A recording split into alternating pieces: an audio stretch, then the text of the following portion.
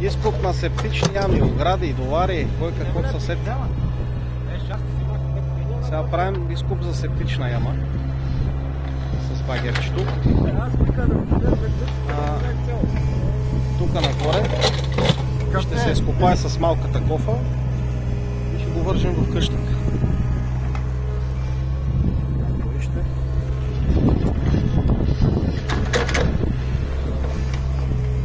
Който проявява интерес и иска тази услуга от нас да се извърши, номерчето.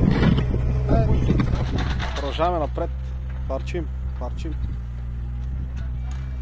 Канала почти готов. Близо до къщата са. Ето ямата. Дръпне малко водата и ще се шкърпи.